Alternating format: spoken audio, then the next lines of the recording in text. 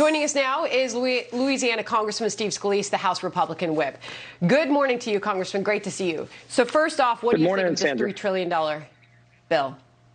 Good morning. Well, as Senator Mitch McConnell said, it's dead on arrival. The president never was even consulted. They never worked with Republicans. So clearly Pelosi didn't take this serious. She wanted to just throw out a big, socialist spending bill, a grab bag of all kind of crazy things like paying illegals, doing bailouts to states that were already failed before COVID-19, to just throw $500 billion to states that had already wrecked their economy. I mean, why don't we be smart about helping work with businesses to get back up and running, families that want to get back out and get their chance at the American dream again, and safely do that. You're seeing so many states, by the way, safely reopening. 36 have already done it. My home state of Louisiana is reopening in phase 1 today safely. People know how to go out and be around other people again in a safe way and start getting the economy going again. But look at some of the studies that have come out recently. Johns Hopkins, Stanford, others talking about the negative impact to people's health of shutting in. You're talking about over 1 million children that will die because they weren't getting immunizations. They're predicting a measles outbreak in 6 months because people aren't taking care of their health right now because they're being shut in. There's another cost to this that's also got to be recognized. And then you look at states that are safely reopening. That's where our focus needs to be, is helping people get back out safely so that they can go about their ways of life again. But I'm sure that you would acknowledge there are some essential pieces of this, like helping out the meat industry, as we do face a meat shortage in some capacity in this country because of the shutdowns. Congressman Dan Kildee joined us earlier on this program, and he points out not only that, but also the critical testing aspect of this bill that he says is essential. Here's Dan Kildee.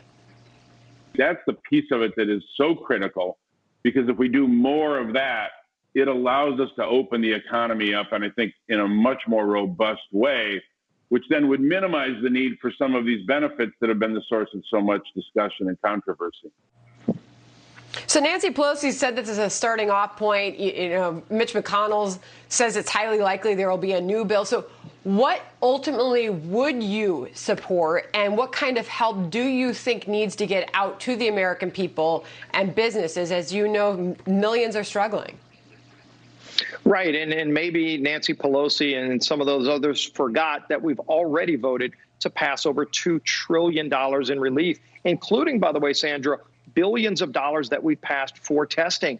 You can see every day we're getting about 300,000 more tests a week online. We need to keep working on that. You saw the president yesterday in Pennsylvania touting a company that's making PPE here in America. So we're bringing a lot of that back from China. Why isn't Nancy Pelosi working to hold China accountable? For some reason, she called China a distraction. No, China created this and hid from the world what was happening. And by the way, they're holding back our PPE that's being made over in China. So we're now making more of our own things here that can save American lives. And we spent billions of dollars already that was passed in bipartisan legislation. How about they work with us on making that money work properly to get more testing, to get more PPE made in America, and to help families get back on their feet again? That's where their focus should be, not giving hundreds of billions of dollars to failed states and billions of dollars to people that are here illegally, when Americans who are sitting at home and maybe losing their job don't want to see that happen to our economy. They know we can safely reopen.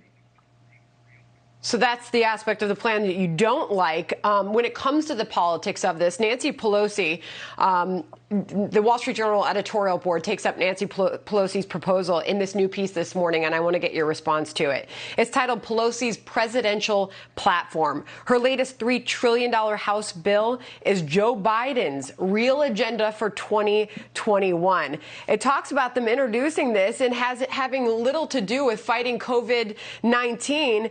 It writes, this is Nancy Pelosi's agenda for 2021, when she expects Democrats will run the entire government and she'll be the de facto president. How do you respond to that, Congressman? Well, Sandra, Nancy Pelosi wrote most of this bill in her kitchen in San Francisco. There were no hearings in Washington. There was no outreach to Republicans. So clearly they didn't take this serious because they knew it wasn't going to pass. But they did take their cues from Joe Biden.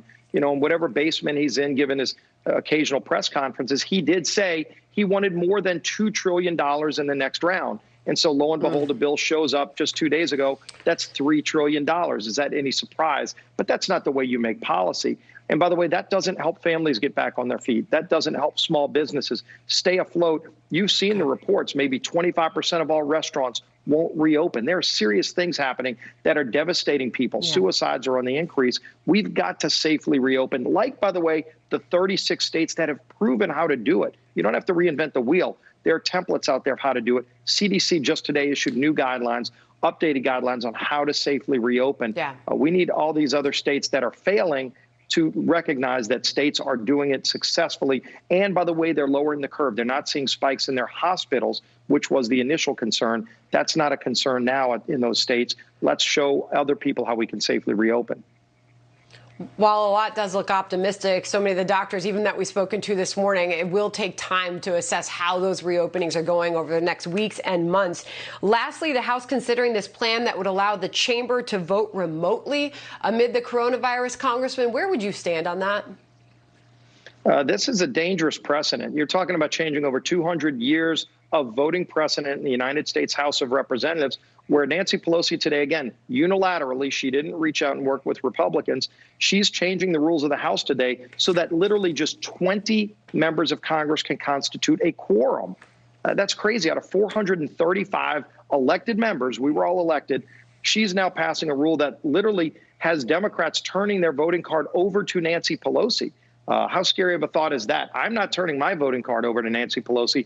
I don't know why anybody would vote today to allow that to happen, to have only 20 members on the floor constituting a quorum to do business in the People's House of Representatives. It's never happened before in over 200 years. And that means through world wars, through other pandemics, the Spanish flu, they showed up to work. Today we're here, by the way. We're here working safely.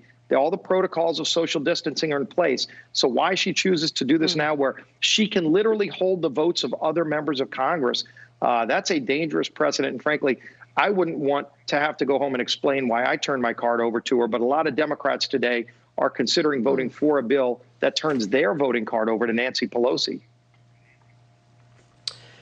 That's where you stand on that. Congressman Steve Scalise, great to see you this morning. Thanks for being here. Great being with you, Sandra. Thanks.